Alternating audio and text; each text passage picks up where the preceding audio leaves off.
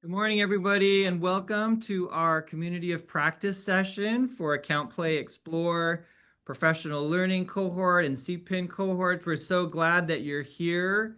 It's a happy Thursday morning, and what better way to spend it than together in this group? I hope you're inspired by the picture on the screen of the joy and the enthusiasm and the just sort of celebration of this work that we all experienced way back in June. May feel like forever ago, but we're excited to be together to continue this work. And we have a wonderful several sessions planned for today. We want to just continue building on the work that you've all been doing and are launching with your communities in your schools, organizations, county offices, communities, families, and all of the areas where you're doing this important work. So just to kind of get us kicked off, I would like to again welcome everybody and do ask that if you would please in your name on your Zoom window, if you would put your name and organization, that would help us as we look to make sure that we're seeing who all is here as well as later on in our breakout groups. If you are joining in a group of individuals from one sort of Zoom room or camera, if you would just put maybe even just your first names and the organization in the name window of your Zoom window, that would be very helpful. So again, welcome everybody. We hope this is a meaningful and valuable session for all of you. It's good to see you all. I'm going to turn it over to Matilda for some more welcoming. Thank you, Paul. And I really love that picture. Thank you so much for showing it as the first. Oh, I've seen it being real in the large screen. I love that picture. I think it's such a beautiful picture of all of the joy of that week together, which was a lot of fun, a lot of learning, a lot of fun. So good morning. I believe I've met most of you, but for those of you that I haven't had the chance to meet yet, my name is Dr. Matilda Soria, and I'm the Executive Director of the Child and Family Success Division here at the Fresno County Superintendent of Schools. It's a privilege to welcome you today on behalf of our Superintendent, Dr. Michelle Campbell-Kofer, in addition to our funding partners, California Department of Education and the State Board of Education.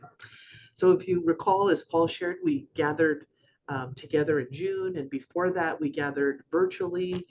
And wow, that week in June was just so energizing and so rewarding. Such an opportunity to learn and connect with each other. Today, we get to carry that momentum forward. This community of practice, or COP, is designed to give us the space to reflect and share and problem solve together. Each of you brings such unique strengths and insights, and that collective wisdom is what makes this community so powerful. As we dive in, let's remember that Count, Play, Explore, or CPE, isn't just a project. It's, as I mentioned, if you recall, during the Institute, it's a movement. It really is a movement to spark joy and confidence in math and science and computer science for children and families. So thank you so much for bringing your energy and commitment to the work and to today. As Paul said, we have a lot to be thankful for. It's Friday Eve. Happy Thursday. And not only that, but we're all together to learn together and grow together. We have an amazing lineup on the agenda.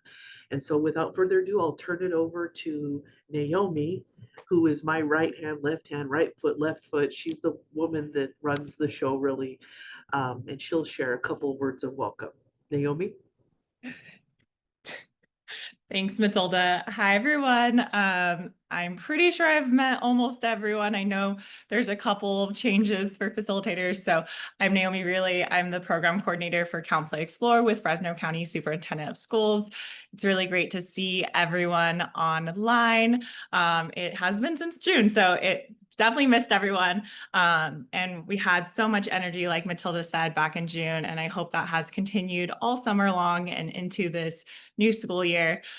Really excited to be kicking it off this year at this community of practice. Thank you to the Ames team for putting together a great agenda. Really excited to engage in some learning and then in some breakout rooms to hear how everyone's doing with their beginning implementation plans. And just ditto everything Matilda said. You said it beautifully, like always. Really excited to really dig in this year and see what you all do with your local implementations. Back over to you, Paul. Thank you, Matilda. And thank you, Naomi. We're excited to continue in this session together. Just a little bit more about our session today. We'll be engaging in hands-on activity, a learning activity, an opportunity to really continue our own playful and curious exploration as educators and facilitators. We will then sort of shift a bit of that into thinking about children's learning, children's development of important ideas in math and science and computer science in the STEAM realm.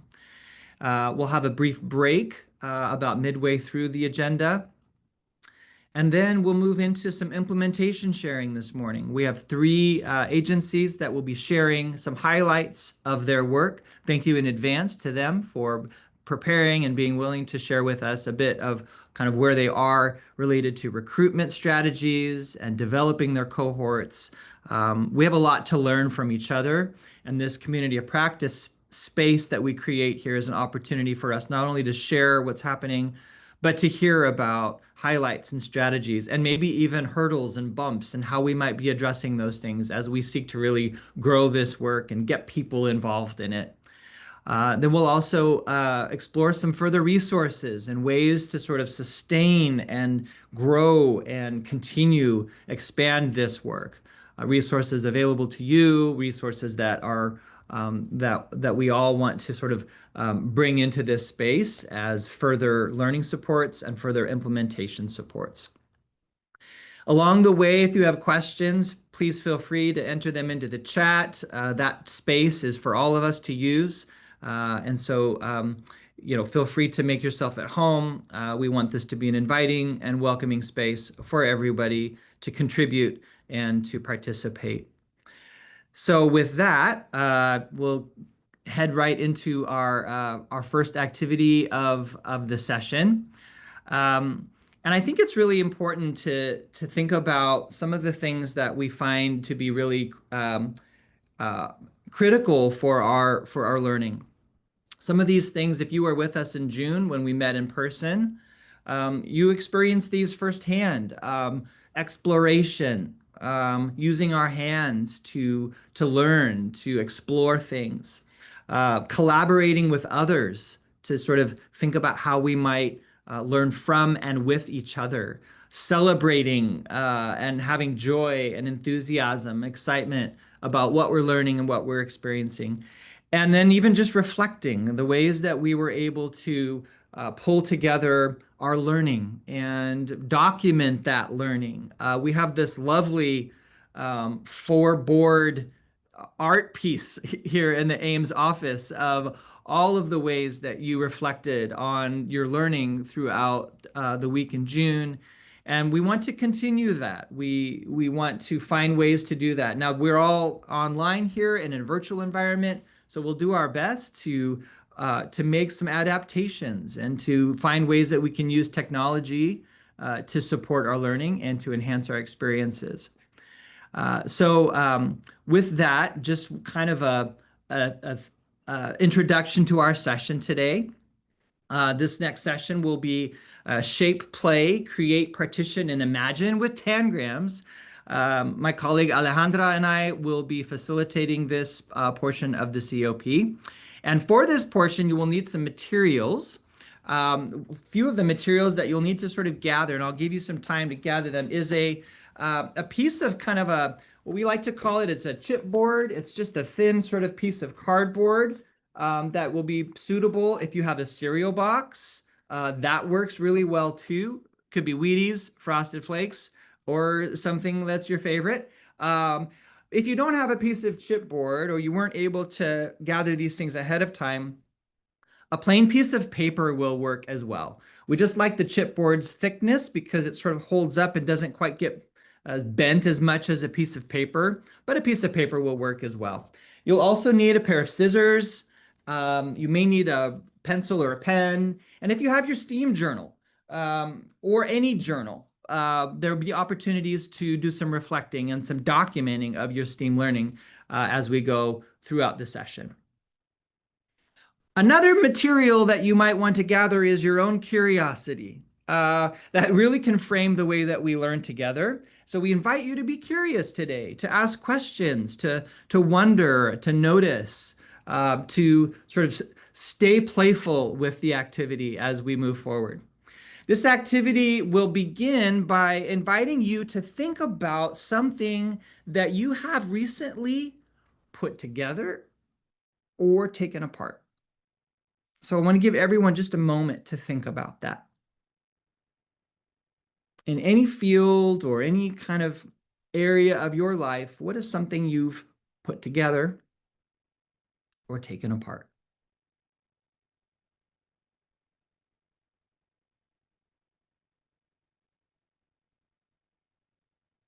Fantastic.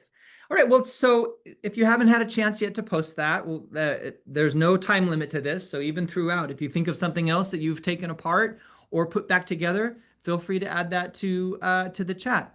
But part two of this initial reflection to sort of draw you into this work is for you to think about what is something that you think you learned through that activity? What did you learn through putting together or taking apart that thing? And add that to the chat next.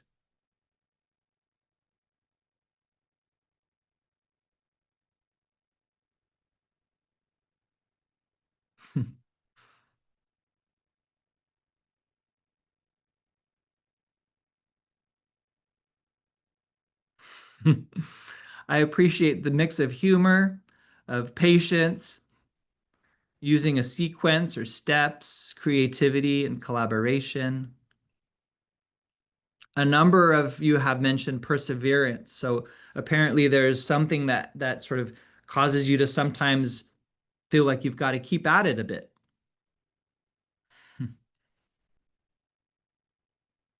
Process, strategies, and looking at directions.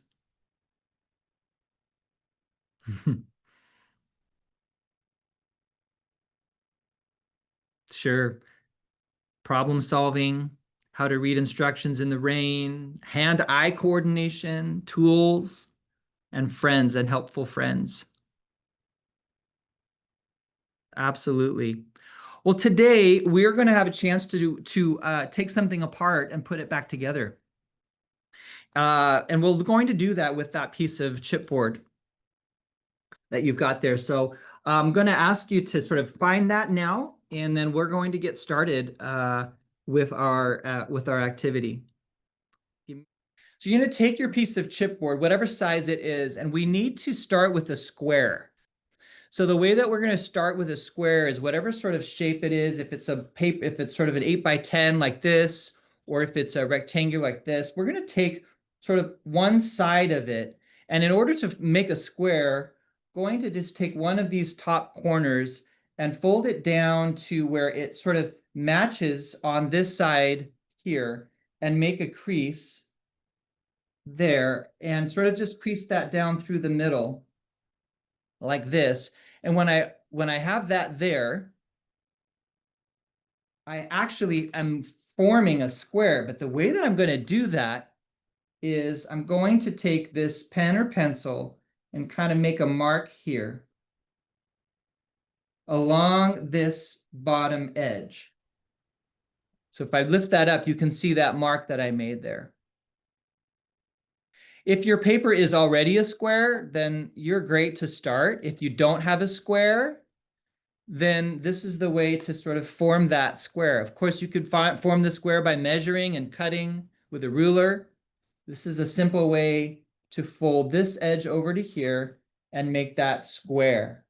Then we're going to cut off this piece here on that line.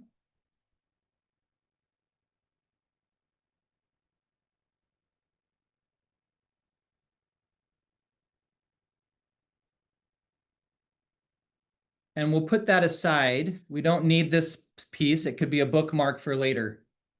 But then we're going to open this piece back up so that we start with the square.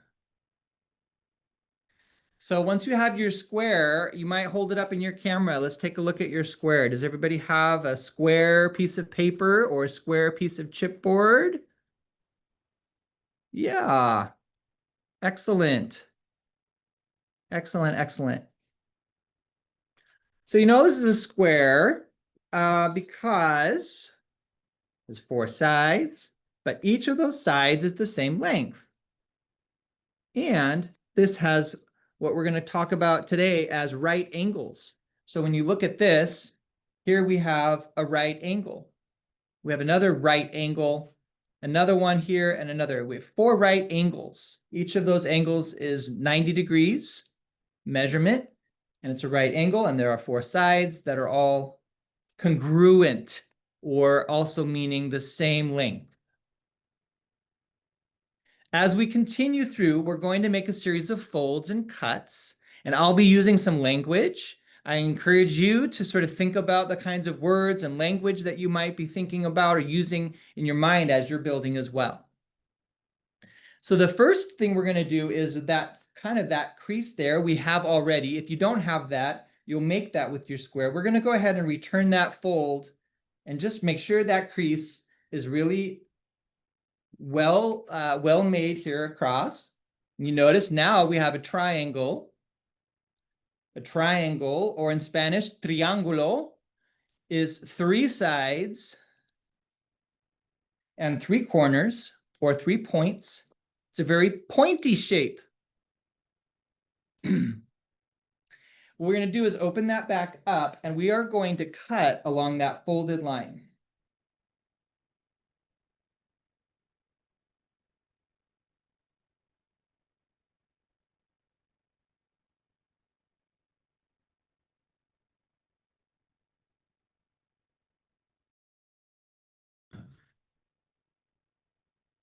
When you're done, you should have 2 large triangles. Each of these triangles has 3 sides. You can see those 3 sides and those 3 corners. As we get more precise in our language, we use the word vertex, or in plural is vertices. Vertices are corners. And we can tell that these 2 triangles are exactly the same shape and size by overlapping them. Look at that. Now we see 1. So they are exactly the same shape and size. 2 triangles, 2 large triangles. Each of these triangles has a right angle. If you see, this is that first angle we saw in the square. It's a right angle. Another kind of an interesting thing about this triangle is that this leg and this leg are the same length. They're the same length. So this triangle has a very special name. It's called a right isosceles triangle. Isosceles means it has 2 sides here that are congruent. 2 triangles. Okay, we're going to take one of those triangles and focus on that one first. And we're going to make a fold. We're going to fold this corner over to meet this corner. So we're going to fold it all the way over like this. And then we're going to have a crease down the middle. And look at what we formed. Yet another triangle. And if we look closely, this looks to be also like a right isosceles triangle. Here's a right angle, an angle that looks like an L. And we have 2 more corners here. We have these two sides that look to be the same length as well. Let's open this triangle. Let's open up our triangle again. And we see there is a crease right here. Look at that. Very interesting. It's almost like that line sort of creates a mirror image for this triangle shape, doesn't it? Let's cut on that line.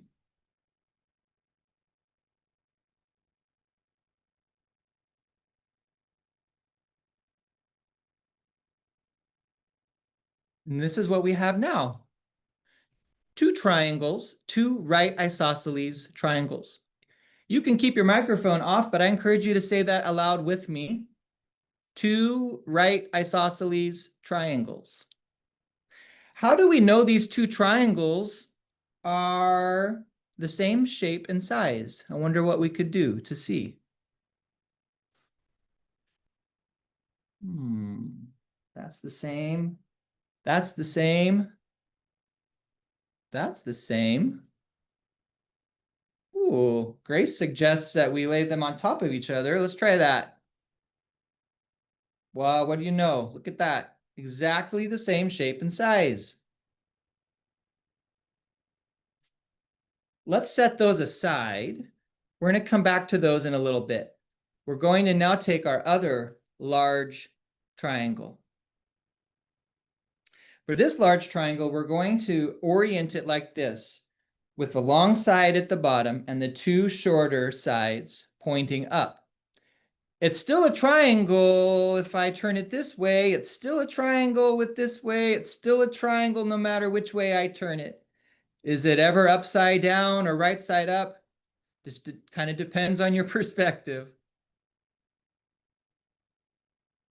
We're going to start with it in this orientation, and we're going to fold the top point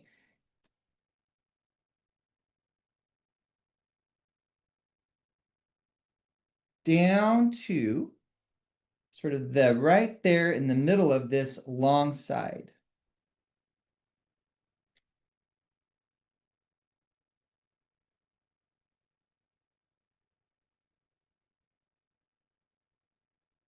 And then you'll see you have a crease right there, and you're going to want to cut on that crease right there.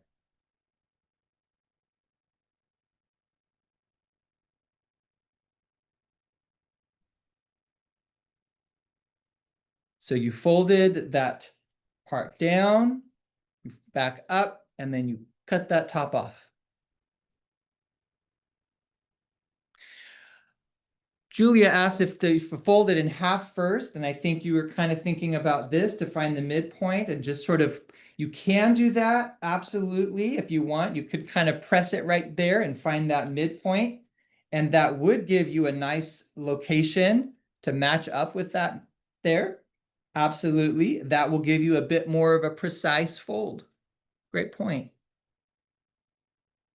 Kathy, you're jumping ahead. Maybe we're making a tangram, maybe not. I'm joking. I like the predictions in the chat. That's lovely. All right, so now we have a triangle on the top, and we have an interesting shape down here. I wonder what we might call this shape. Well, let's look at what it has. First of all, it looks kind of like a mountain. As we start to think about shapes, we might start by talking about what they look like and what they remind us of. A more precise mathematical word for this shape is a trapezoid. A trapezoid has four sides. Let's count the sides. 1, 2, 3, 4. Exactly two of those sides are parallel. In other words, they look like railroad tracks, two lines that do not ever intersect. And that would be these top and bottom. They look like railroad tracks. The other two lines are not parallel. They will intersect. If we continue these two lines going, they will meet and touch. So these are not parallel. So this is a trapezoid. We have another triangle here. I wonder if we know the name of this. Oh, this looks again like a right isosceles triangle. Is it the same shape as the other ones or same size as these? Well, it is the same shape, but it's not the same size. Let's move that one over here. Now we're going to take this trapezoid and we're going to fold it in half this way. When we do that, we're going to crease that up the middle. We open that back up. Oh, look at that. Again, we have a line there that seems to be sort of a mirror, a line of symmetry. Each side folds exactly onto the other side perfectly. Look at that. Let's cut right up the middle on that line. And now we have two shoes.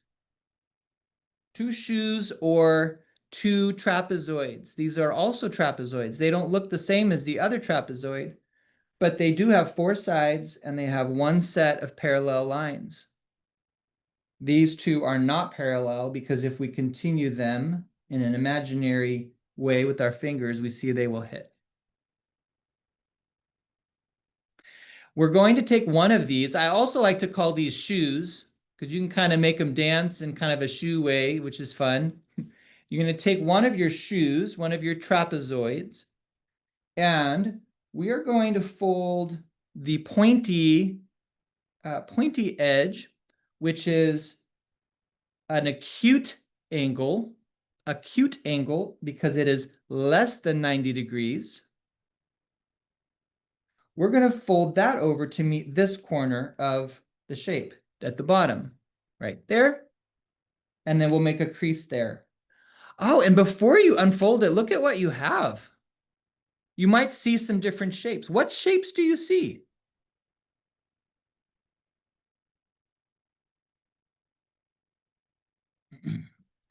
You might see a square.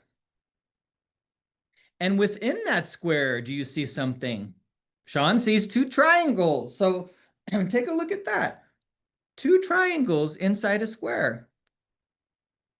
That's really interesting.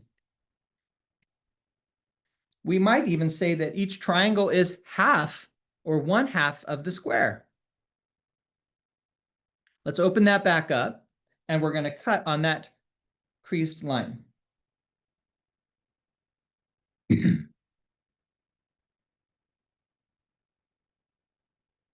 Now we have a square and we have another right isosceles triangle. A right angle, two congruent sides. Let's put these pieces over here. And we have one piece left.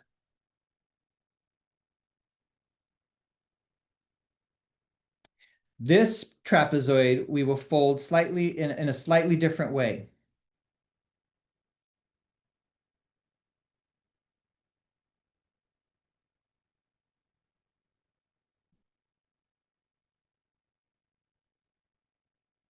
Take your bottom right angle right here. When I say bottom, just so the way it's oriented like this. This is going to fold up to meet this obtuse angle. Obtuse is more than 180 degrees. I'm sorry, more than 90-degree angle. You can see it's open very wide here on the inside. We're going to fold it up like this. This is sort of a tricky fold, but you're going to fold it up so that it meets right there.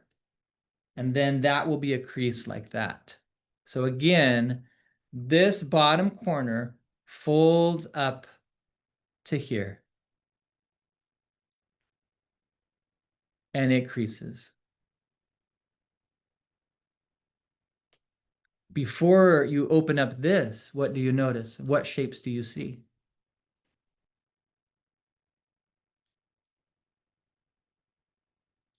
Mm-hmm.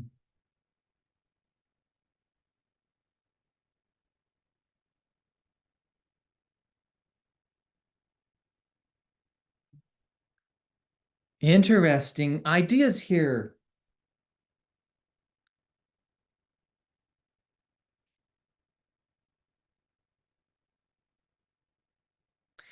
Well, first of all, you see something that has four sides.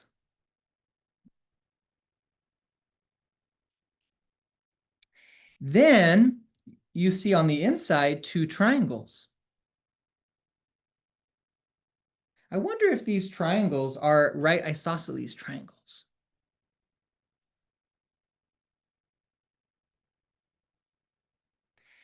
You see four sides again, and the interesting thing is the top and the bottom lines are parallel. They'll keep going on forever. This side and this side are parallel. They will keep going on forever.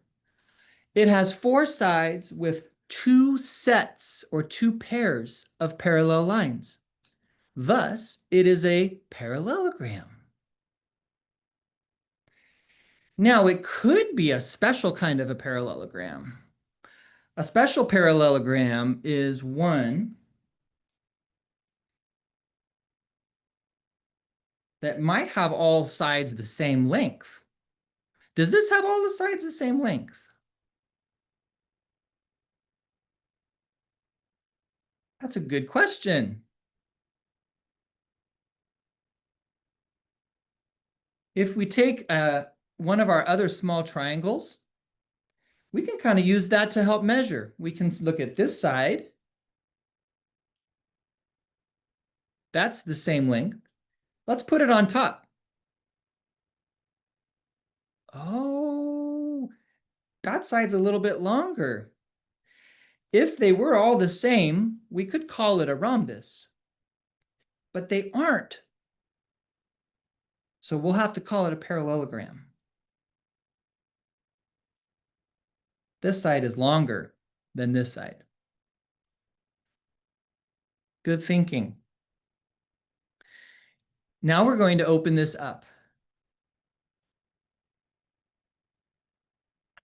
And we're going to cut that right along that crease.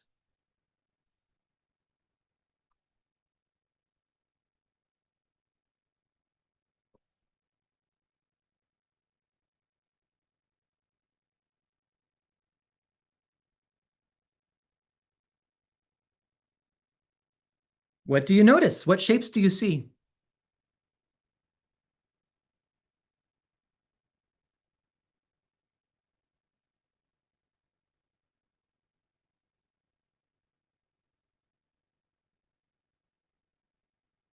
We see another one of these triangles. We see another one of these triangles. And we see a parallelogram.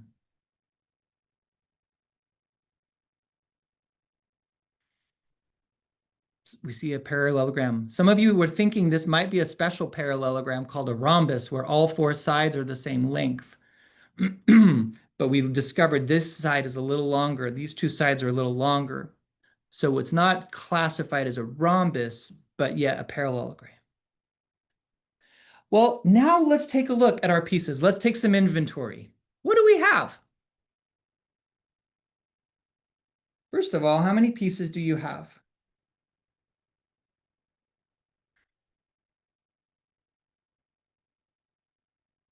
Let's take some inventory. You have two large triangles.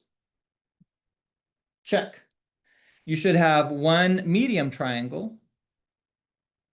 You should have two small triangles and a square and a parallelogram. Or we could say two quadrilaterals. Quad meaning four sides. Two quadrilaterals. They each have a special name because of some things about them, but they're also both called quadrilaterals.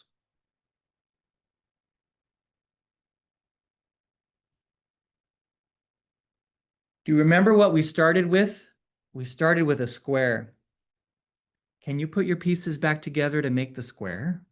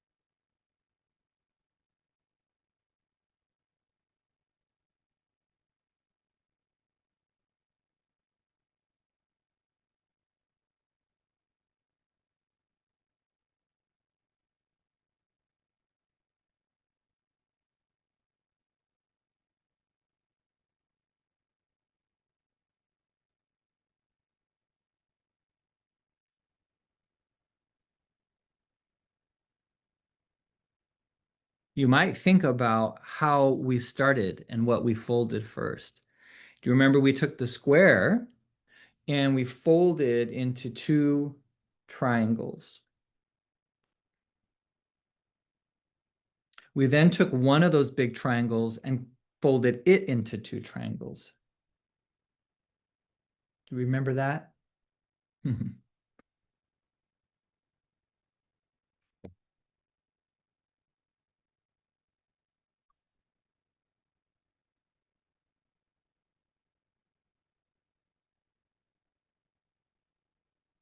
So in some way, you might have half of your square like this.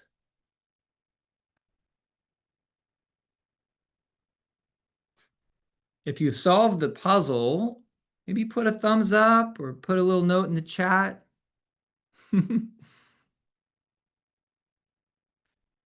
You took it apart. Can you put it back together?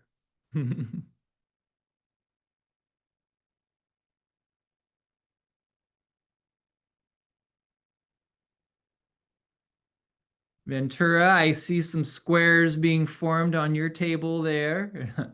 Nice.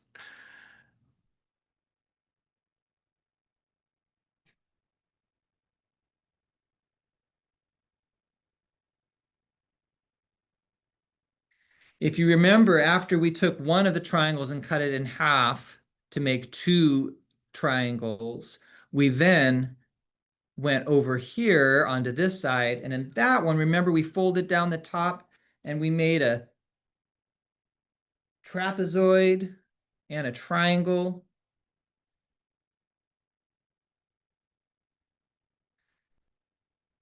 I'm remembering those two shoes or those two trapezoids we made. I'm going to try to make those again.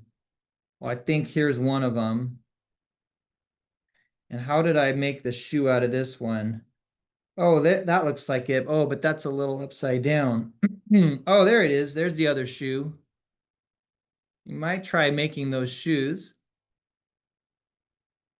And then I wonder if I can move these shoes over here.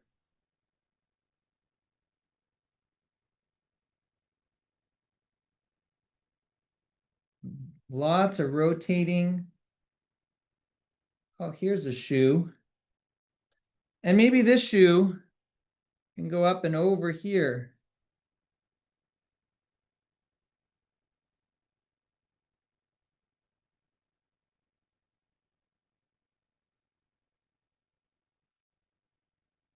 And then I can remember, because I think I remember I folded this down like this.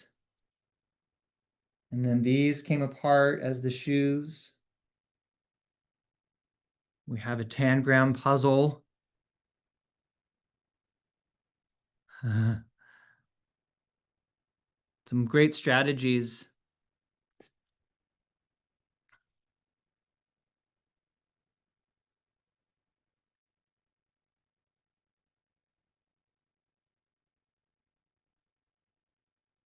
Take some time to just sort of look at those pieces a little bit more.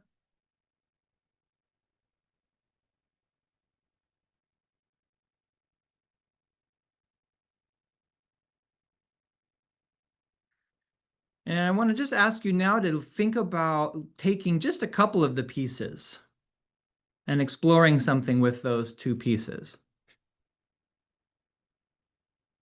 So find those two small congruent triangles.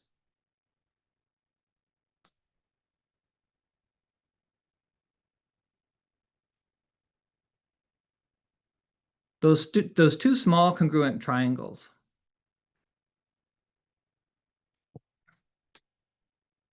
These two here.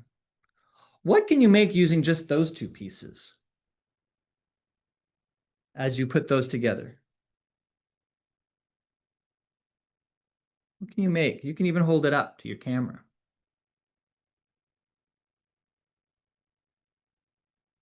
Make a square, perhaps. You turn them around. What else can you make?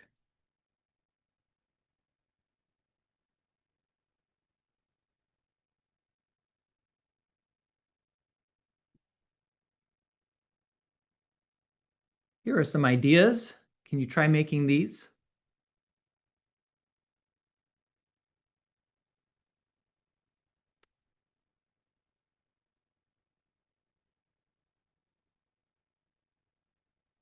Can you make a boat with your shapes?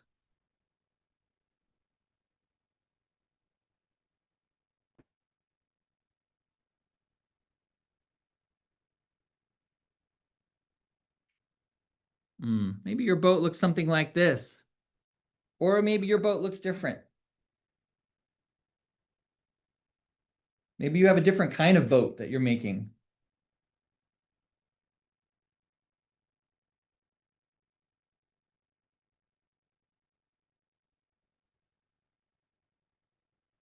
Well, you'd spend some time taking something apart, putting it back together again, and you can do that in many different ways. We did that with shapes and thinking about the different things that as we made pieces, how we might sort them and think about them and talk about them and use language to describe them. I'm going to turn it over to my colleague Alejandra, who is going to take us through a little bit more of thoughtful discussion around this idea and help us broaden our ideas about taking things together apart and putting them back together.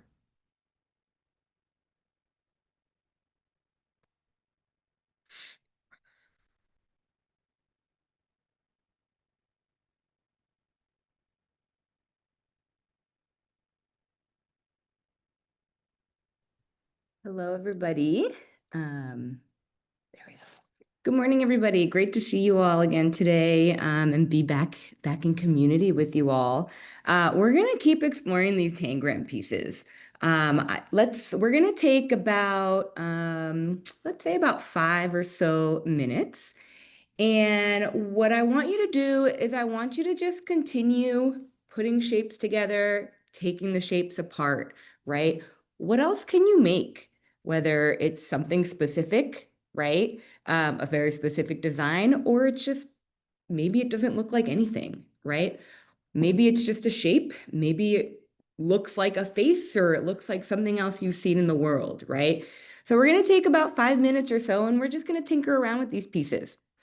And as you are exploring these pieces and seeing what kind of shapes and designs you can make, I also want you to be thinking about this question.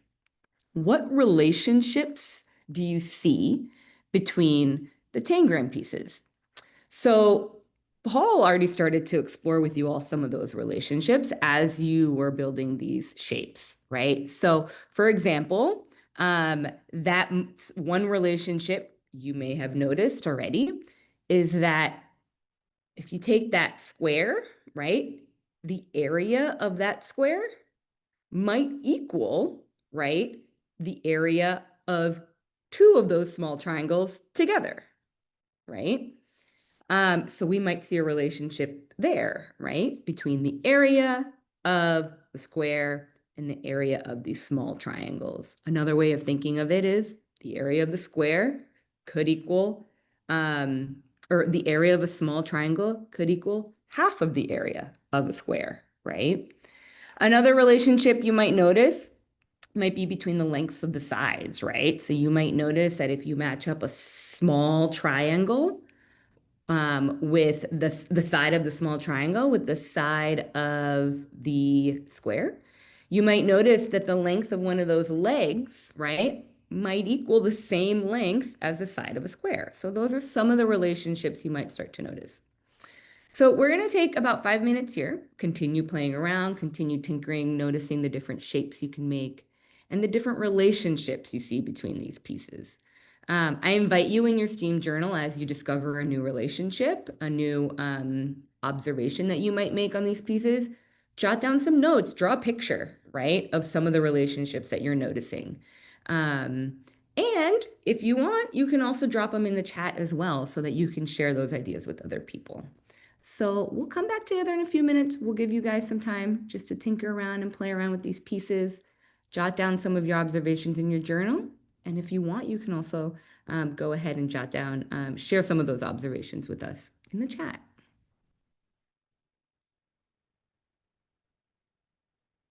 Awesome. Thank you for those of you who are starting to share some of your observations in the chat. We'll take about another minute or so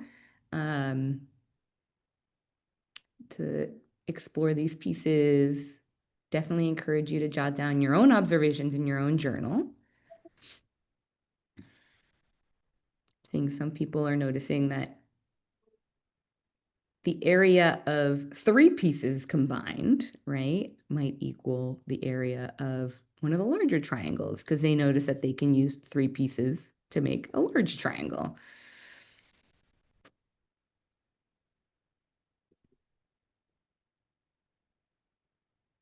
Or that 1 square, the area of 1 square and 2 small triangles equals a medium triangle. Fractional representations of the whole. Yeah, so you're noticing we have this whole square that we cut apart, took apart, right? And these pieces represent parts of those wholes, right? Which we can express as fractions.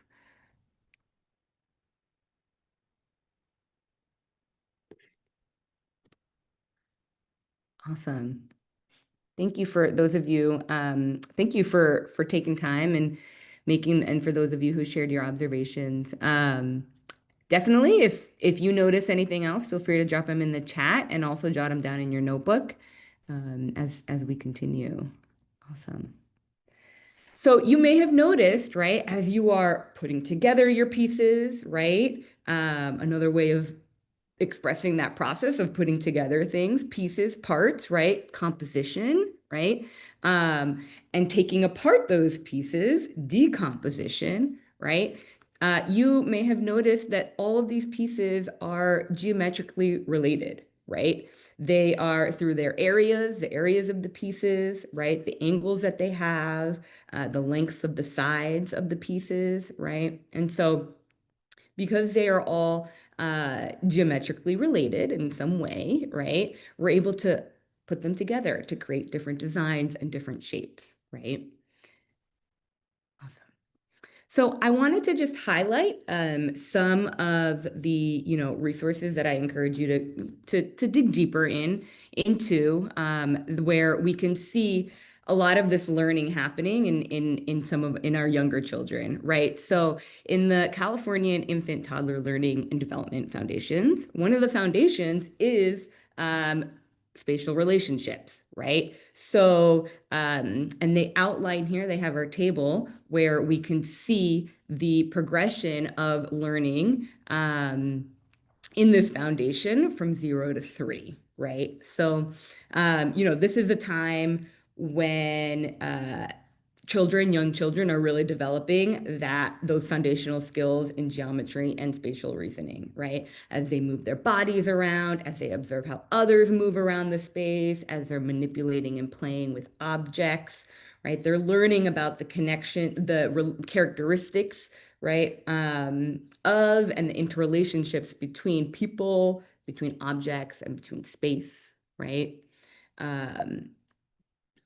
California also released the preschool through 3rd grade, or the P3 learning progressions, right, in math. They did it in the other areas as well, but I wanted to highlight the math here, right? And so in the P3 learning progressions, they have the key areas, right, of math. Here we, for example, geometry and spatial thinking, right? And so under these key areas, they have these tables that highlight, they use the foundations and the standards that highlight the areas and the skills that children are developing from preschool all the way through 3rd grade. So you can take some time on your own to kind of dig deeper and go through these, but you can see here the progression from preschool through 3rd grade of how children create shapes, how they compose shapes by putting shapes together, how they partition shapes, how they take shapes apart, just like you all did when exploring the tangram pieces, right?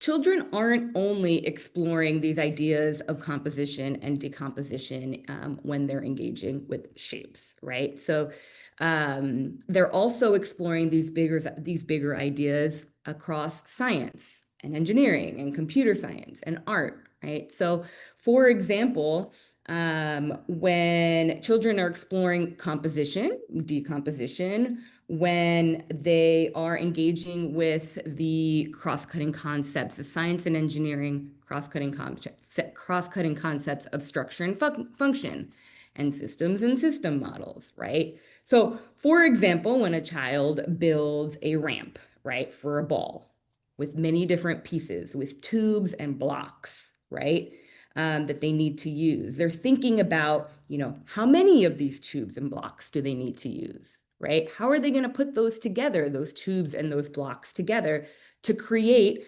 this system, right, of these parts, right, to get the ball to move from one place to another, right? When a child, for example, builds a flyer for their wind tube, right, they need to think about what are all the different parts, right, of their flyer that they want to use, and how are they going to put those parts together, right, so that they can work together, so that those parts can work together as a system to fly in the wind tube, right? Children are also engaging with these bigger ideas of composition and decomposition in computer science, right? When a child, in computer science, decomposition is an important concept, right? When you're trying to figure out and trying to program a robot or a computer to do something, to move from one place, from point A to point B, right? You need to create an algorithm, or you need to create a step-by-step sequence, right, to get the robot to move from one place to another. But you need to break those steps, right? Or you need to break that sequence into smaller steps, right? You're engaging with decomposition there. In art, right? When composing art, children have to think about all the different elements, right? Or the components that they have to put together to create an art piece, right? All the shapes that they want to use, the lines that they want to use, the colors that they want to use, and how they're going to put them together, right? So when, for example, building a leaf man, right? This person, they had to think about what are the different parts of the leaf man, right, that they want to show. Perhaps, we need 3 pine cones, right, on one maple leaf. Maybe we need 2 sequoia leaves, right, to use as legs, and so on. And as we're arranging those pieces, right, you're engaging in composition. You're putting them together to create this whole, right, of this leaf man. So what we're going to do right now is I'm going to invite you all to continue to think about, how in the age groups that you work with and that your educators work with, how are children engaging with these bigger ideas of composition and decomposition? We can think about other areas of math that's not just geometry, right? We can think about other areas in science, in computer science, in engineering, and the arts, right?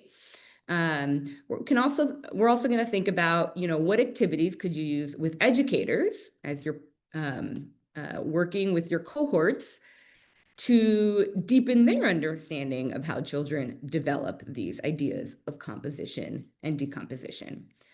So we're not going to assign breakout rooms here. If you can see on the left side of the slide, you can see that each breakout room is assigned a certain age band, a certain age group. And we're going to invite you all to self-select here which breakout room you want to go to, which age band, which you want to think about and reflect on. And depending on the size of some of these breakout rooms, some of us, we might combine some breakout rooms or break up some breakout rooms, engage in composition and decomposition as well. We might have some breakout rooms that are a little smaller or bigger than others, which is totally fine. So you might be moved, so just keep that in mind. But we will post these questions in the chat, so you will have access to these questions when you are in the rooms. And it's going to be more of you will have a facilitator in that group. So we'll take about 10 minutes and then we'll come back together and we will close off our session. So we're coming to the end of this part of our COP this morning. But before we closed it off, I wanted to just quickly share 2 different examples of ways that we've integrated and used the Tangram puzzles during family engagement events. So one way that we have done it is we've created kits, right, for families to explore with their little ones, right, where the kits have the tangram pieces as well as templates, right, of different puzzles that they can make. The puzzles can be adaptable. They can show the different outline of each of the shapes. It could just be the outline of the bigger shape, right? So there's different varying levels of difficulty that you can create the templates with. So one way to engage families is creating these kits. Another way that we've done it is using these big tangram pieces during a family event, during a maker fair, where we had the pieces on the floor and we have visuals of different puzzles that they can make by putting together the pieces. And since the pieces are bigger, it's a bit more of an embodied experience. I also wanted to highlight, as we've done in the past, some of the facilitation strategies that Paul and I have used during this session today. We started off with an icebreaker, an opportunity for you all to bring in some of your life experiences, right? To help us kind of build a sense of community of belonging, right? When we thought about something that you've all recently put together or taken apart. Part of how we've set up the learning environment, right, a little different than we've done in the past because we're doing it remotely, is we made an effort to ensure that you all had access to the materials that you were going to need today, right? We sent you all an email prior to the COP, just listing out the materials that you were going to need to build the tangram pieces today. And we also tried to make the activity doable with accessible materials, scissors, a pencil, a type of cardboard or chipboard, right? That again can help make the activity more accessible to folks, even though it's remote. We modeled effective STEAM strategies by having you all engage in a hands-on activity as you were building and playing with the tangram pieces. And we also offered opportunities for feedback and reflection, time for you all to document your STEAM learning, time for you all to share your ideas with each other in breakout rooms and in the chat as well. I'm going to go ahead and hand it over to Paul, who's going to go ahead and close it up for us. Thanks, Alejandra.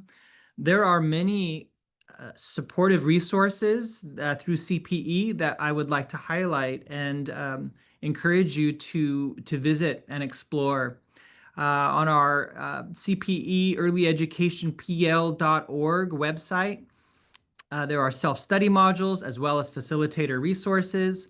In particular, the facilitator resources related to geometry have some wonderful activities, a slideshow that you can use with educators, as well as guides and talking points around kind of whatever level, maybe infant, toddler, preschool, or up to K3 that you may be working with. For example, the shape viewfinder is an activity where children create on a piece of transparency, create a shape, and then go and hunt for other shapes that might be a part of that, looking for ways they see those shapes showing up in other objects or in their everyday world around them. There's activity there on how to build that. In addition, in the facilitator resources, there are a wonderful set of different videos that you can watch and share with educators as well that give in-classroom examples of how a teacher might engage children in discussions about putting together shapes and taking them apart to make squares, to make other shapes with either tangrams or pattern blocks or a variety of other materials. These are great in-classroom examples that you can use for observation and really that kind of get into the strategies, the teaching strategies that can be used in small group or whole group settings. And then in addition to that, there are just some ways to deepen both your own understanding as well as address children's needs at different levels, such as classifying shapes, like what makes a triangle, what's a typical triangle and what's an atypical triangle, with some really great talking points about kind of how we look at shapes that fit into categories and then shapes that don't fit into certain categories as children begin to develop language to get more precise about how they talk about them. For example, from, "Ooh, it's very pointy," to later in childhood, oh, it's a corner, to later in childhood, it's a vertex. So there's a progression of language development that goes along with children's ability to sort and classify. And these resources can be very supportive. So we strongly encourage you to review those and look at ways that those can help supplement your work. To conclude today, we invite you all to think of a headline and post it in the chat. A headline is no more than 5 words, 6 words perhaps, that captures the most important aspect of your learning today.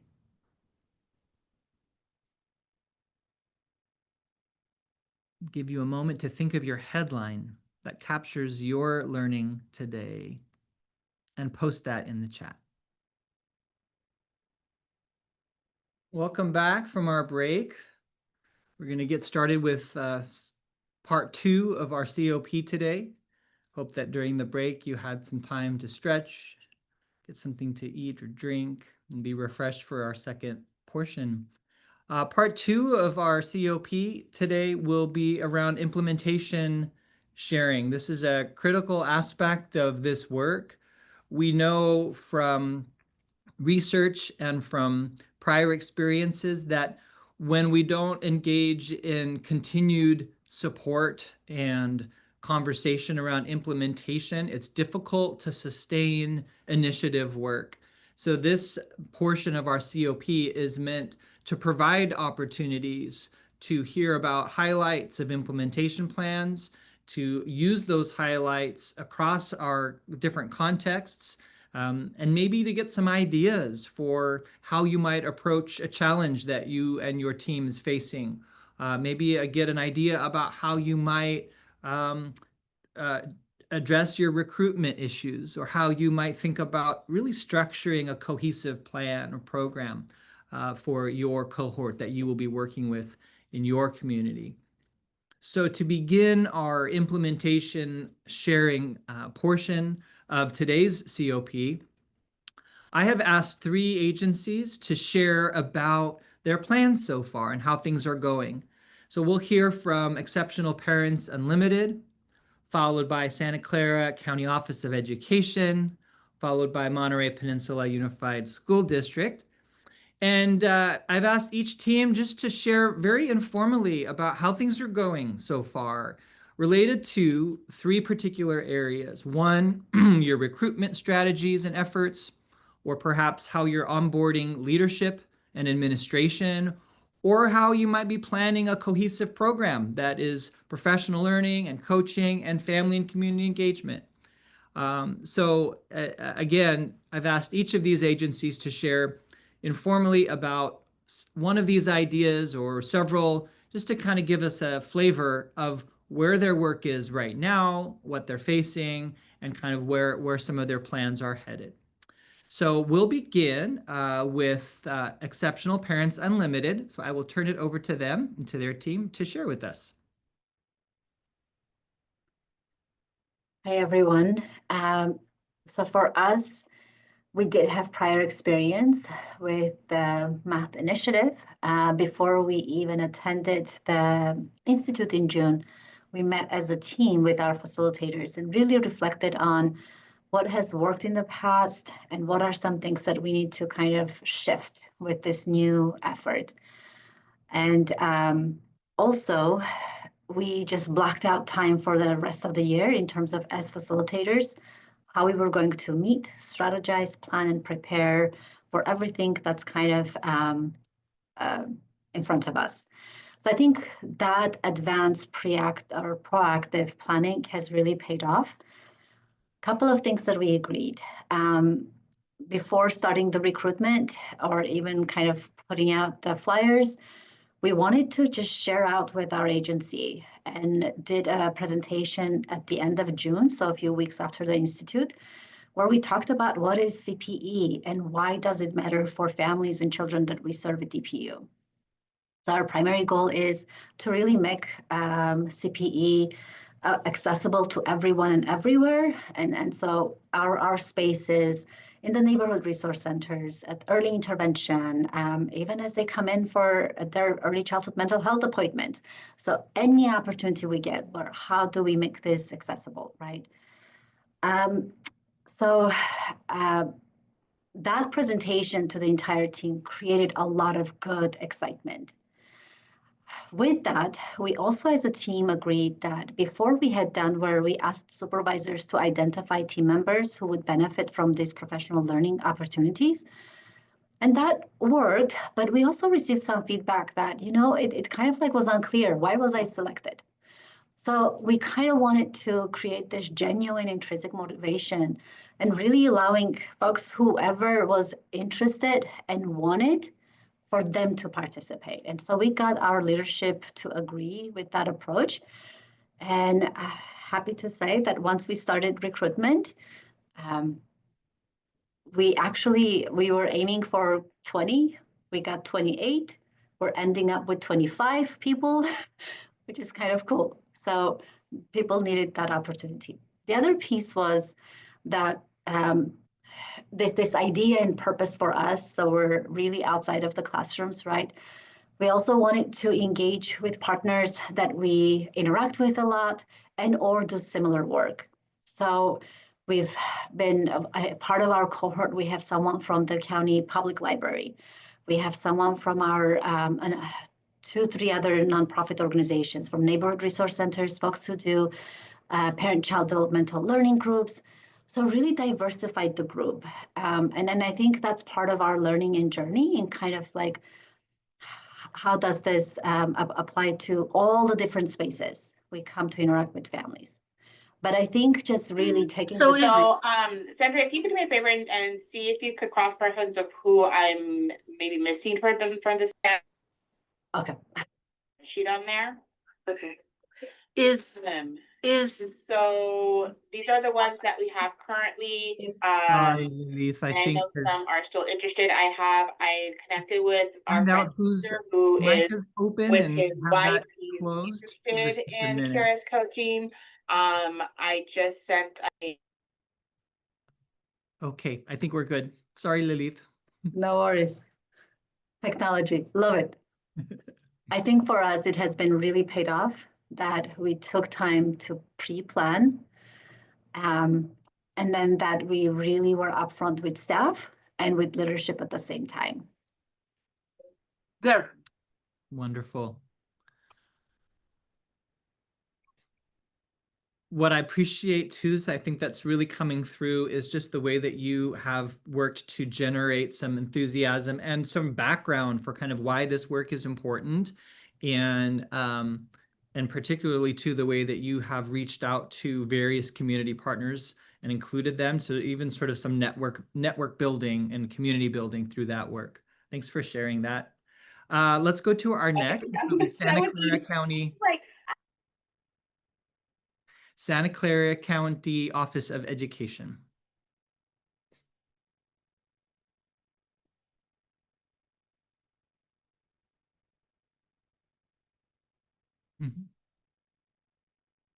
All right. Good morning, everyone. My name is Arian Ruskal. I am a math coordinator over at the Santa Clara County Office of Education. Truth be told, I was dodging Paul's request to present today because I wasn't quite sure how successful any of our recruitment efforts were going to be. But I shared with him, I said, hey, we'll share what we've tried and also the challenges that we faced as well.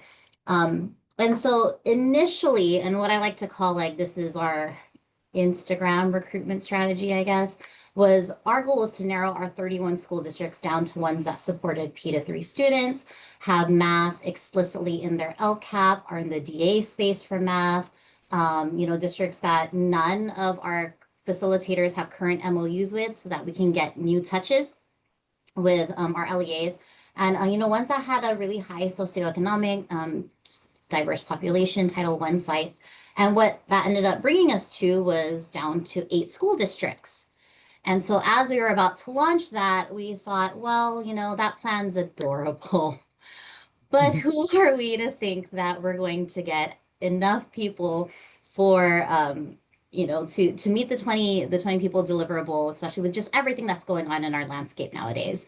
So we shifted our approach. And in reality, thanks, Erica, I appreciate that. In reality, we just said, you know what? Let's just do a free for all. And if the masses come, great, we can go ahead and like whittle it down and do that. So the first was show me the money. We made sure that the stipend was out there at the forefront so that people knew that whatever hard work they were going to be putting in over the next 2.5 years was going to, they were going to be compensated for it in more ways than, professionally in their classroom.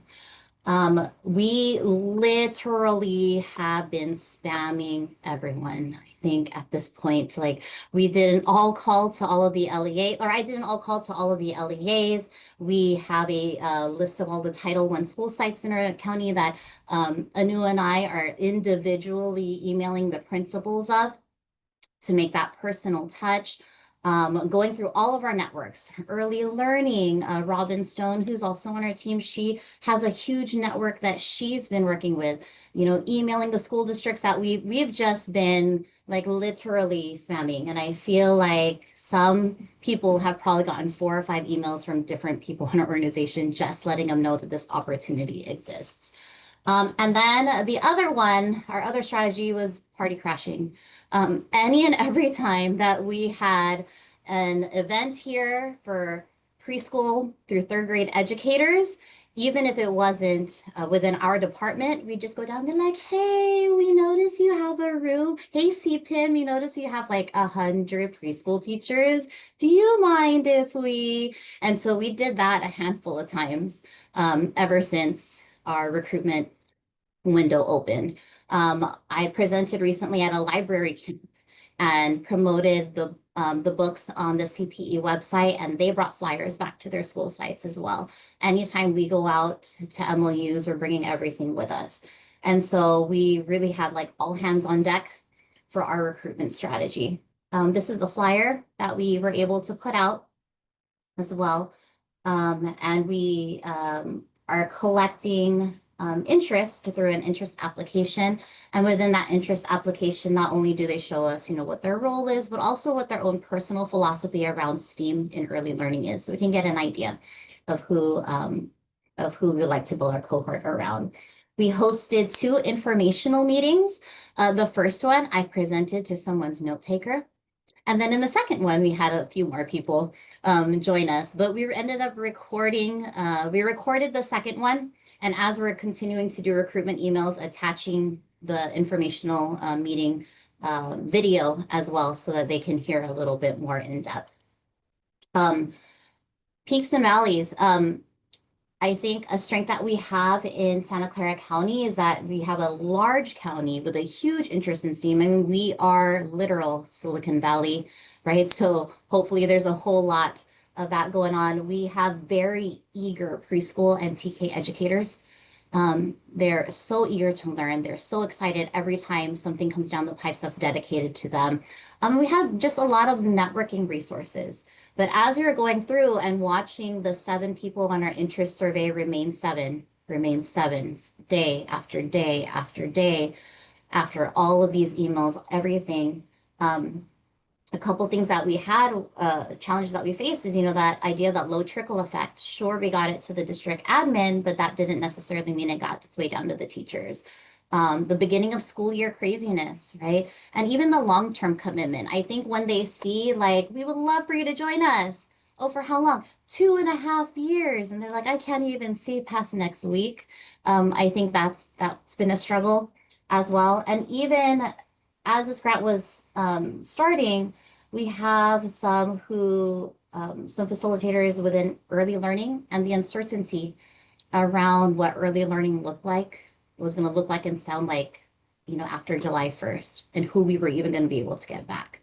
So all of those kind of played a role in what we've been going through. And so that kind of leads us into our implementation plan. This is my first time ever leading a grant. And one of the things that I've learned in participating in them is clarity, clarity, clarity, and making sure that everyone knew what they were getting into. So already and within our interest application, we created a deliverables list for all of our cohort participants that kind of outline what year 1, year 2, and the few months of year 3 we're going to end up looking like. The expectations, any deliverables that we wanted them to do as far as implementation in the classroom, participation in family engagement events. Try to just lay it all out there so that no one would be surprised, right, when they decided to join our team. And then also kind of created a very rough timeline. This is still very, very rough, but our goal is to really recruit all the way through October. And we shared this at our informational meeting with everyone. And we said, this is around the time we'd be doing our monthly workshops. This is when we would be doing our coaching. This is our goal for family engagement across. And they see that, in October, we have stuff already planned for October. And a big thing for our implementation too is, we're big around universal design for learning and making sure that we're making all of our trainings meet the educators where they're at. So once we have our large cohort and divide us up into our kind of our mini teams, each facilitator is going to be in charge of figuring out what does your team really want to learn and focus on this year. And that's how the monthly workshops will be created, where we're not all doing the exact same one each time, but they're really catered to the group that we have. So we'll do an all together in the fall, all together in the spring as a reflection. We all get together and then, very individualized coaching and monthly workshops along the way. And then, so as of today, literally as I was walking in here, signing into this meeting, we now have hit 31. And our goal for our cohort is 30 because you have to take the survivor rate into account so that by the time December 2027 hits, you still have your 20. We have 31. That just kind of shows who we have, mostly in classroom educators at this point, at this moment, which now we hope to build into teacher leaders. We have those grade levels represented, not much right now from 1st, 2nd, 3rd grade. Like I said, we have very eager preschool and TK group, and 12 school districts represented. So that's where we're at this moment. Our registration or our applications close tomorrow. So we'll see whom else we're able to get, and we will continue. And that's our plan and our hope for these years. So thanks, Paul, for inviting us to share what we did or what we're doing. Thank you. Thanks so much, Ariane. That was so great. So great to see the enthusiasm, the strategies, the efforts. Yeah, and I'm sure you'll be hit up for some of those resources by others. Great stuff. Let's conclude with Santa Clara County Office of Ed. That was just Santa Clara. It will actually be Monterey Peninsula Unified School District. Whoops, Ariane, can you go again? Sorry. Number 3, Monterey Peninsula. Thank you. Absolutely. So good morning, everyone. I just want to thank you for this opportunity to share. I have no slideshow to share with you, but I just want to start by saying how excited our team really is about the impact that this work is going to have with the students that we're serving right now. And then hopefully, if we do this work correctly, for many to come. So I'll talk a little bit just about planning and determining who our participants would be. And we just really wanted to be thoughtful so that we could set ourselves up for success, our educators up for success, as well as our students.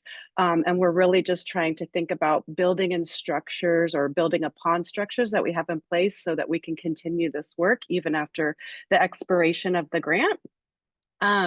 So after we came back from, June, we were really excited, and we tend to be a very ambitious team with a lot of lofty goals. When we really sat down to think it all through, we determined that we were going to start by actually working with our preschool and TK teachers instead of trying to reach all the way through 3rd grade, which was our initial thought.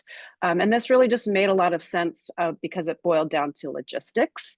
It was the most doable for us, and we already had an existing structure for our preschool teachers and TK teachers. They regularly meet weekly in PLCs within their grade levels, but those two groups also come together in the past a few times a year. So we were able to just make some minor adjustments to dates and meetings that were already scheduled on our calendar so that the two groups could be coming together. And so now we've calendared 8 dedicated STEAM sessions that will take place across this school year. And, which means we really didn't have to reinvent the wheel. And we could just kind of build on that rhythm that our teachers were already used to. And I actually shared this information with teachers yesterday and was kind of waiting for some intense feedback, but they were all super excited and engaged. So, we basically took the approach that we were going to tell them that they were participating rather than asking. But as Ariane shared, our preschool and TK teachers also tend to be very eager and excited. And we also felt like it was doable because this type of work is already happening in those classrooms. They already have play and exploration and hands-on inquiry at the heart of what they do every day. So we knew that those teachers would be familiar with this style of teaching and learning and know how to guide children through that type of learning. And we also really wanted to use this opportunity based off of work we've done before and some of these P3 efforts. We know we have to have a starting point to collect some data and learn some things so that we can scale up effectively.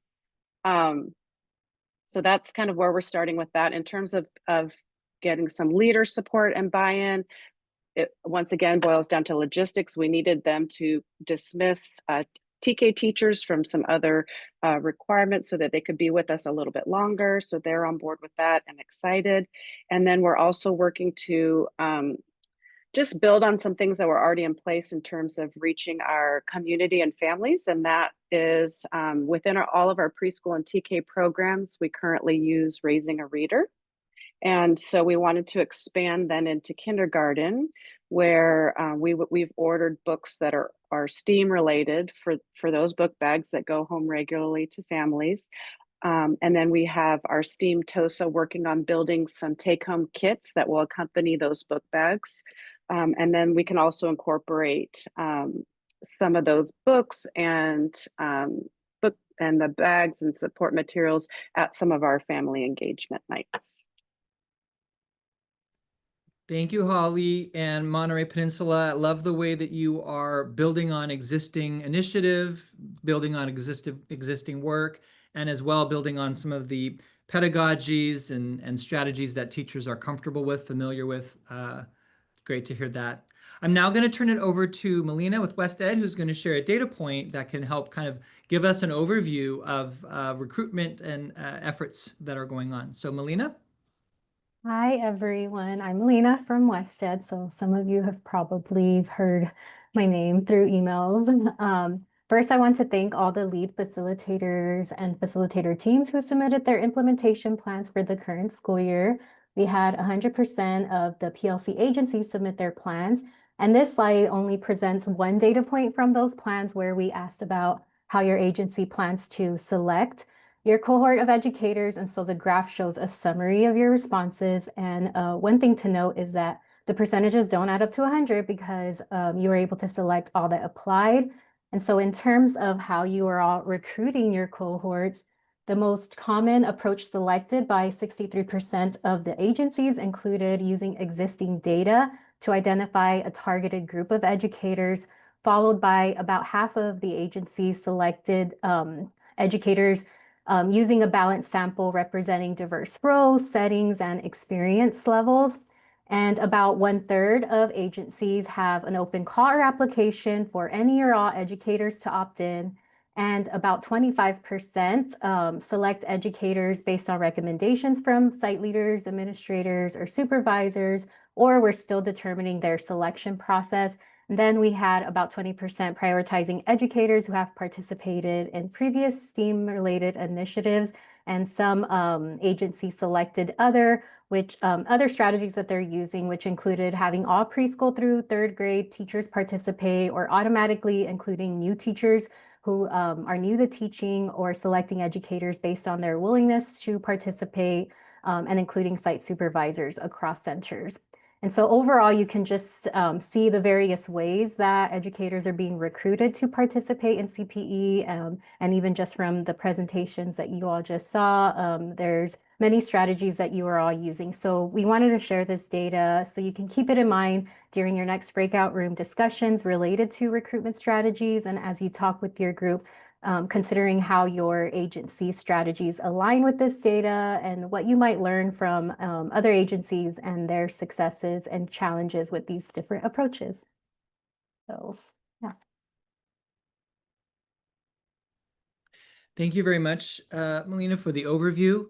We're going to move into breakout groups at this point to give everyone an opportunity to discuss a bit further about your own plans.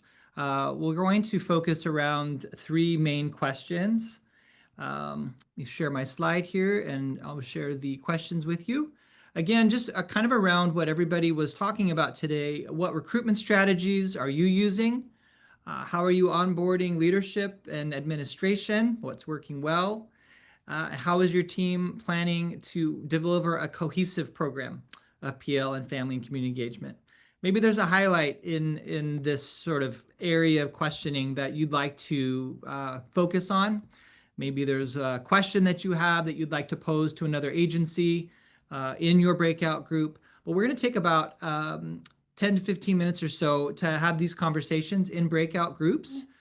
So there's the link to the CPE Professional Learning website. And I wanted to guide everyone today to the self-study modules. So these modules are meant for you all as facilitators, trainers, coaches. We really created these resources to support you in your own professional development. So these self-study modules, you kind of see here at the top toolbar that there's 2 groups of modules. There's ones that are meant for you as an individual in building your own capacity. And then we also have some modules that are you could use with your team to build collectively your agency's capacity. So if I click over here to the overview page, I just want to highlight some of the key features that all of the self-study modules have. They're all self-paced, and I'll walk through one in a minute. And they all have different interactive content. So there's drop-down menus and videos, ways that you can really process what you're seeing on the screen for yourself. And for that reflection opportunity, there is a corresponding My Journal for every single self module. So as you are taking a course or taking a module, you're able to reflect on your learning using that My Journal document. And then each module also has a set of planning tools or templates that you can use as you kind of go through the content. And I'll show. So as I mentioned, there's 2 different buckets of self-study modules. Some of these you may have already started previewing since the June Institute, but wanted to officially launch the new Facilitating STEAM Professional Learning module that just got publicized yesterday. So I'll walk through that one just to show you what some of those interactive features are. So every module page will have this kind of home or landing page with objectives, and you can kind of see at a glance what the module is going to be about. And then you can kind of click through section by section. And each one will kind of have some bite-sized content where sometimes you might have a video, some short text. You can see here, there's a video of our AIMS partner, Aileen, from one of our professional learning sessions. And paired with a reflection question. And all of these reflection questions also have audio that you can play aloud. And then to toggle to the next page, you just click next, and you can go through additional content. I'll just click through so you can see some of the pages have some external resources to further your learning. And then you also have some interactive features like carousels where you can click on the different buttons to gain more content.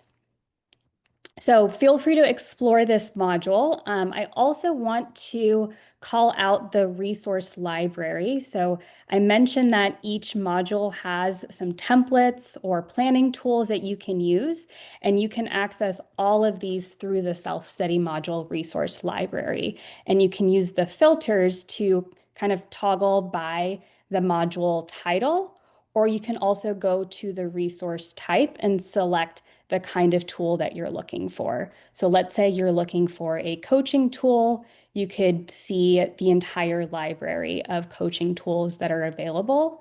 And when you click on one, you are able to download the resource, which will open it up into a new tab. And all of these PDFs are fillable. So if you're a person that likes to take notes on the computer, you're able to download this and actually type right in here. But you can also print it out and use it with a pen and paper as well. And let's say you want to share this resource with a colleague, you can click on the share button and you'll have the link to be able to share that with others as well. So now let me invite Jennifer to take us through a short reflection with this. Thanks, Madhu. So as Madhu was sharing, I put the link for the Facilitating STEAM Professional Learning module in the chat and the link to the resource library for the self-study modules. We wanted to give you just a few minutes to click on either one of those links and start exploring some of the resources or tools. And then share in the chat what is one resource or tool that you are excited to explore further or try out using in your implementation. Yes, Sarah's pointing out the STEAM PL session template. That's actually the template that all of the CPE partners used when planning those institute sessions that many of you are doing in your local implementation. So now you have also the planning tool that goes along with that. Great, seeing some interest in the videos. Something to highlight is that many of them, you saw Aileen in the example that Madhu shared, but some of the other facilitators who participated in previous phases who are still in the cohort are also interviewed and shared just like your colleagues did today about some of how they planned in their local implementation. The family engagement module, I see a little interest there, is a really rich resource, and there's a couple of session presentations from the COPs last year where you could see full examples of what agencies have done in the past. And yes, there are a lot of journal reflection opportunities. So as much as we could, we tried to make this really active learning experience, even though it is in the virtual space. The coaching cycle is a really rich resource with videos. There's a toddler example, so coaching in a toddler setting, and then also coaching in a first grade classroom with one of our CPE partners, John. So if you are newer to coaching, we know some have lots of experience coaching and some maybe this is their first time coaching. Going through the whole coaching cycle with a video example and reflection prompts could be a great tool for you. Great. I'm so excited that you all found some resources to start exploring either for yourselves or one participant suggested even using it with participants. I know some of you are including administrators, professional learning providers, or coaches. If you are including those kinds of educators in your cohort, you certainly could use these modules with them as well. So in our last 10 minutes, I'm going to pass it over again to Melina to share a couple of evaluation announcements, and then Ames will close us out for today.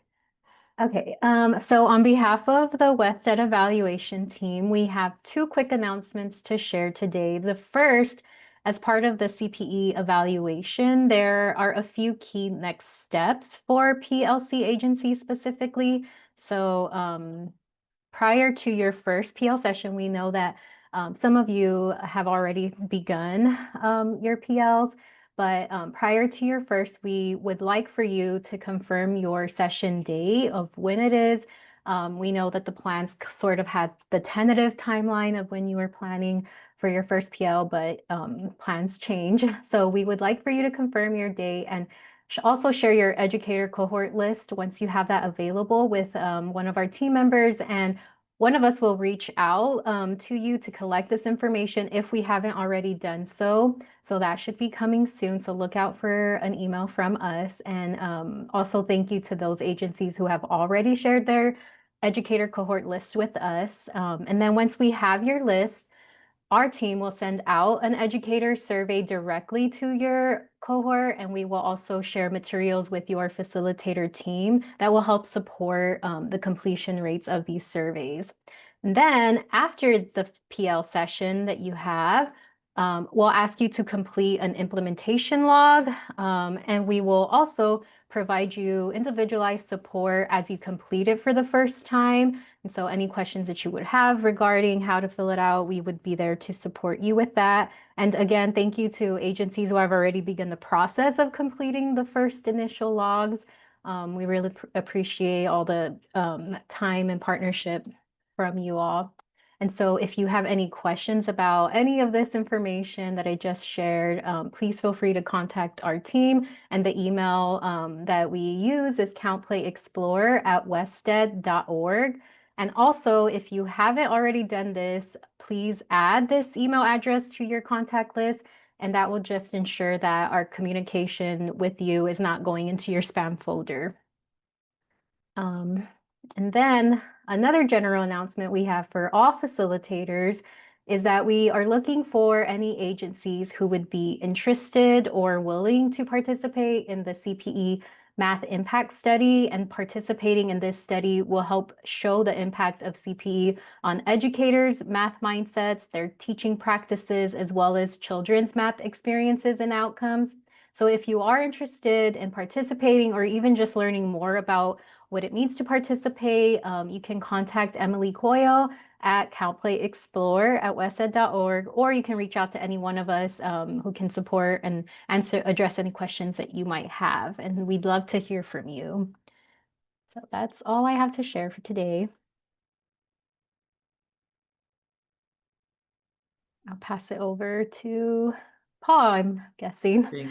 Thanks, Melina, and Madhu and Jennifer for sharing the resources and the self-study modules.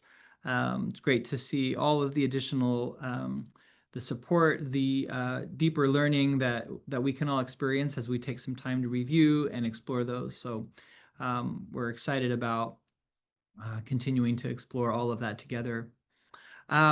As we sort of get near the end here, I want to just take a moment to again thank everybody for participating. Just a few last pieces here as we wrap up our morning together. First item is our next COP. Our next COP will be on December 4th. Near the end of the year. So we will again meet together. We'll follow a similar format where we will have some deeper learning, some exploration of resources and supporting of our work, as well as some implementation sharing out. So if you are experiencing something this fall in the next few months and you just feel like, oh, I'd love to share this with the larger group, again, I'll be looking for several agencies who would be willing to share out with the broader group how things are going and some highlights from your implementation. Perhaps you will have had some professional learning sessions between now and December, some coaching conversations, maybe some family engagement events. We'd love to have a number of agencies share out with us how things are going. And then we'll, of course, have continued opportunity to have conversations about that. So please mark your calendars for December 4th. We will again meet here in this virtual space. Secondly, we are looking forward to inviting you to join us for the 2026 Institute, which will be June 1st to 4th. So please mark your calendars for that. More information to come on kind of the exact timing of that and what you can expect so that you can begin to make plans to join us again. We've promised to have ice cream again and a few other things. So if there's anything that's that we're excited about, in addition to getting together and continuing this great work, it's celebrating and having great things to enjoy together. And then thirdly, we would like your feedback on our COP session today. We seek to make these really meaningful and engaging opportunities for you. So there is a QR code there. If you would go ahead and just grab that. Let's make sure we're all up to speed on this. Let's see. It should take you to our feedback form, and if you could then just go ahead and fill that out, that would be very, very helpful. One of the things on the form too is just sort of an inquiry about additional areas of support that you may need and your agency may need going forward. So that's one of the questions further on in the survey, and just asks you about some areas of additional support. One of which is an opportunity for you to even express some more details about what you might be wanting to receive in coaching conversations. So if that's the case, you can also complete that, and that will go directly to your coach, and then they will be able to support you in that follow-up. And yes, we'll put the link to the survey here in the chat as well. So if you could take just a moment, I'll give you all just a minute to try to get that loaded up, and we'll get the link in the chat here as well.